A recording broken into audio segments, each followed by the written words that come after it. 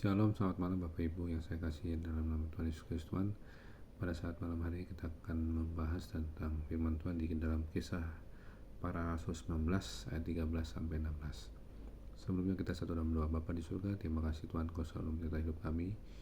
Dari selama-lamanya sampai selama-lamanya kami terus dipimpin ke dalam kemenangan Tuhan. Oleh karena Kau yang terus memimpin kami juga meminta pimpinan-Mu dalam menyampaikan isi hati-Mu malam hari ini. Urapi hamba-Mu dalam menyampaikannya, dalam nama Tuhan Yesus, Allah Roh Kudus, mohon petunjuk-Mu, mohon hikmat-Mu. Biarlah bertambah-tambah hikmatnya dari Tuhan Yesus, bertambah-tambah juga kekuatan dari Tuhan dalam hidup kami. Dalam nama Tuhan Yesus kami berdoa, amin.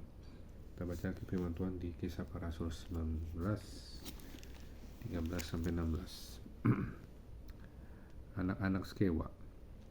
Juga beberapa tukang jampi Yahudi yang berjalan keliling di negeri itu mencoba menyebut nama Tuhan Yesus atas mereka yang kerasukan roh jahat. Dengan berseru katanya, "Aku menyumpahi kamu demi nama Yesus yang diberitakan oleh Paulus." Mereka yang melakukan hal itu ialah 7 orang anak dari seorang imam kepala Yahudi yang bernama Skewa. Tapi roh jahat itu menjawab, "Yesus aku kenal, dan Paulus aku ketahui, tetapi kamu siapakah kamu?" Ayat 16.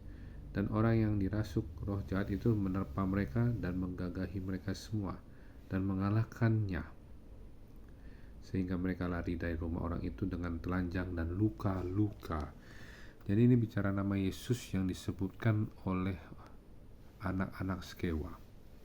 Ya, jadi di sini kita melihat anak-anak Skewa ini berprofesi sebagai tukang jampi Yahudi, ya, dan mereka mencoba menyebut nama Yesus atas mereka yang kerasukan roh jahat. Jadi mungkin ini ada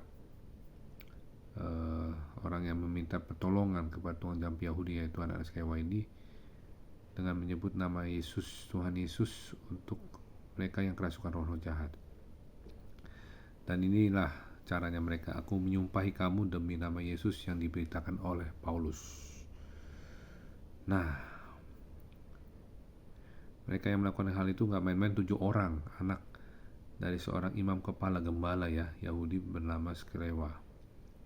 Ya, di sini kenapa anak Skewa ini melakukan ini dan roh jahat itu tidak keluar? Malah roh jahat itu menjawab, "Yesus aku kenal dan Paulus aku ketahui, tetapi kamu siapakah kamu?"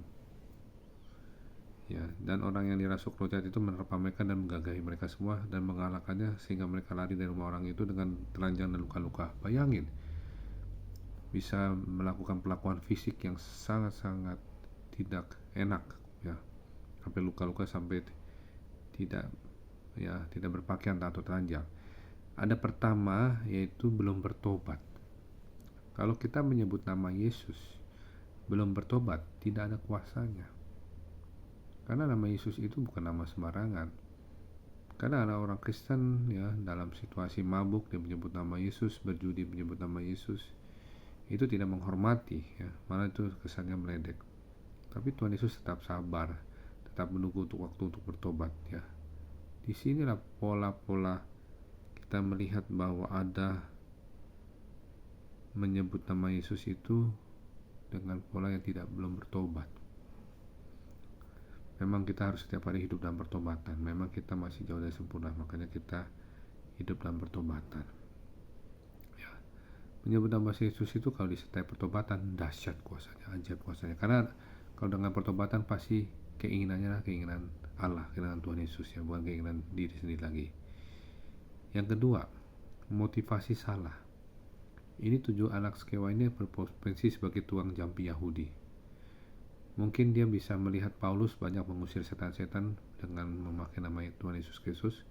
Kenapa Paulus bisa? Karena dia sudah bertobat. Tapi karena motivasi tukang jampi Yahudi supaya mendapatkan keuntungan dengan mengikuti cara Paulus, nah itu yang salah. Banyak orang-orang sekarang memotivasikan dirinya menyebut nama Yesus untuk kepentingan pribadi, untuk konsumtif, untuk konsumerisme, maksudnya dijadikan sebagai komoditas ekonomi untuk mencari uang ya. Jadi itu sebenarnya hamba Tuhan itu tidak mempersoalkan fokus pada income, tapi hamba Tuhan fokus pada outcome. Yang penting di situ ya. Yang ketiga, kenapa anak Skewa ini tidak bisa lakukan apa yang dikatakan Paulus menyebut nama Yesus itu? Karena belum percaya kepada Tuhan Yesus Kristus. Ya, ini yang ketiga. Karena kalau kita lihat anak-anak Skewa ini, dia nggak percaya kepada Tuhan Yesus Kristus, karena dia aku menyumpahi kamu demi nama Yesus yang diberitakan oleh Paulus. Dia belum kenal Tuhan Yesus Kristus siapa, belum terima dia sebagai Tuhan dan Juru Selamat. Jadi dia hanya copy paste saja, dengerin orang melakukan pengusiran setan, dia ikut-ikutan, padahal dia belum dilayani langsung untuk percaya kepada Tuhan Yesus Kristus. Maka penting tiga ini ya, yang kita bisa ketahui belajar dari anak-anak Skewa. Maka dari itu kita harus bertobat, motivasi yang benar, dan percaya kepada Tuhan Yesus Kristus. Nama Tuhan dahsyat. Amin, haleluya. Mari kita satu dalam doa. Bapa di surga, terima kasih Tuhan, Kau sungguh baik-baik kami. Kami mau belajar dari anak-anak Skewa ini Tuhan. Kami tidak mau main-main dengan nama Tuhan. Kami ingin Tuhan Yesus Kristus untuk selalu motivasi kami yang benar, dan kami mau percaya kepada Tuhan. Kami mau hidup dalam pertobatan. Pertobatan itu adalah yang mutlak, harga mutlak yang kami harus lakukan setiap hari. Karena dengan pertobatan itu kami semakin hari semakin menjadi serupa dengan Tuhan Yesus Kristus. Terima kasih Tuhan, pimpin kami dalam istirahat kami malam ini, dalam pinggan doa baris Tuhan. Kami mohon perlindungan-Mu Tuhan, tolak segala roh kematian, roh dunia, roh mati, roh sakit, gudang roh mimpi buruk, roh sakit penyakit apapun dipatahkan kuasanya dengan doa balas Tuhan. Terima kasih Tuhan, dalam nama Tuhan Yesus kami berdoa, haleluya, amin. Terima kasih Tuhan Yesus memberkati. Shalom, selamat malam.